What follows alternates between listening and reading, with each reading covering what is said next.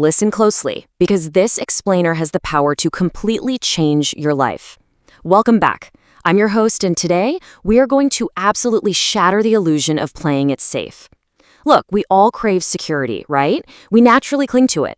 But what if the very safety you're desperately seeking is actually the biggest threat to your success? Stick with me, because today we are going to completely transform your relationship with uncertainty.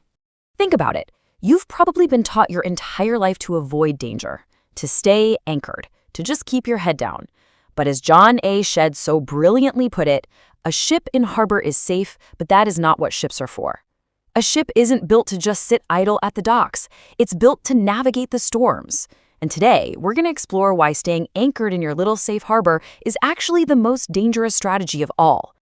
And hey, this isn't just some nice philosophical concept. It's a harsh, everyday business reality. Even Mark Zuckerberg points out that in a world changing as rapidly as ours, clinging to your comfort zone is literally the only strategy guaranteed to fail. The world's most successful entrepreneurs agree on this one thing. If you refuse to adapt, you are actively choosing to lose. Okay, let's get into section 1, redefining true risk.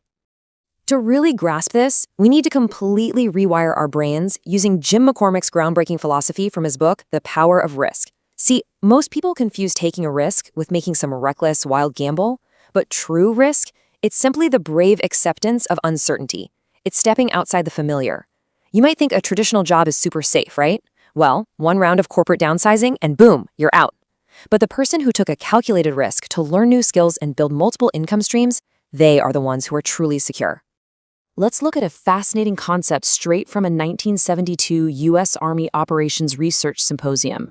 They call them UNC-UNCs, the unknown unknowns. The military deeply understands that perfect clarity, it never exists. You literally cannot predict every single variable before you take action. If you're sitting around waiting for 100% certainty, you're going to be waiting forever. So risk isn't just this one massive, scary, monolithic thing. As military frameworks show us, it's actually a multi-layered concept. It involves your attitude, your preference, and your policy. It's a structured process of assessment and management. It is not just a blind leap into the dark. Moving on to section 2, the psychology of loss. So why do we struggle with this so much? Well, here's the raw truth. We aren't actually afraid of uncertainty. We are terrified of losing what we already have. Think you're safe by doing nothing? If you keep all your money hidden away in a regular bank account, you might feel secure, but inflation is quietly, constantly eating it away. Playing it safe is really just losing slowly. Taking a calculated risk by investing, on the other hand, is what actually leads to long-term growth. That illusion of safety is a silent wealth killer.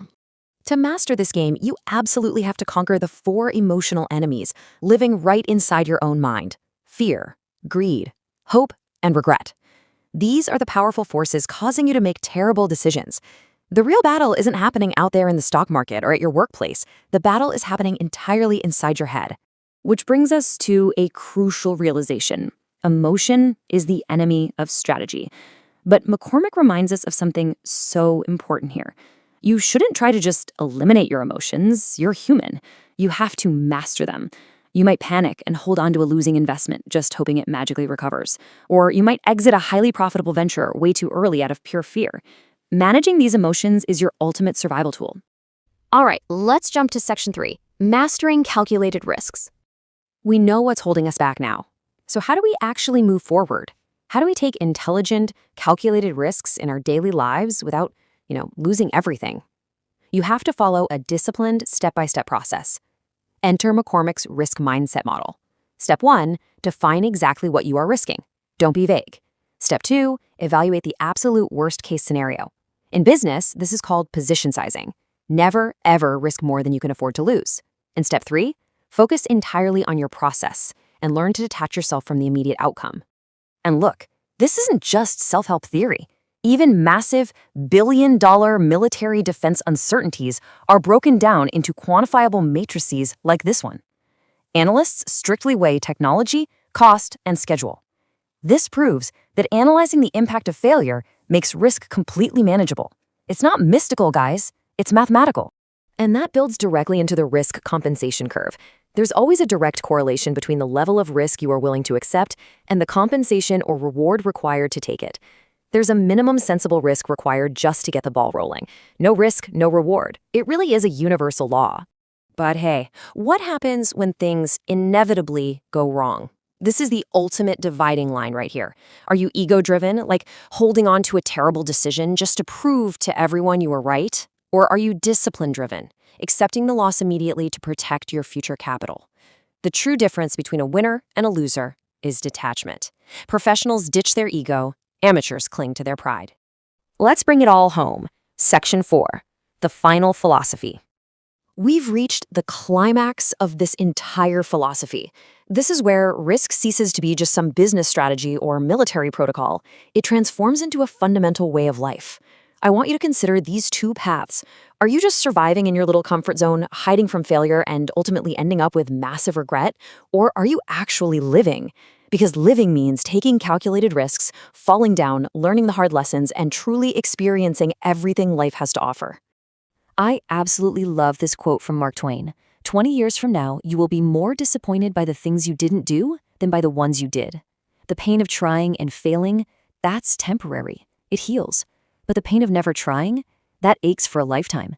You literally have to untie the ropes and sail away from your safe harbor. So I want to leave you with this final, profound thought to ponder today. What great thing would you attempt right now if you knew you could not fail? Remember, risk is not your enemy. It is your ultimate teacher. So I ask you, what extraordinary life is waiting for you on the very other side of your fear? Thank you so much for watching this explainer.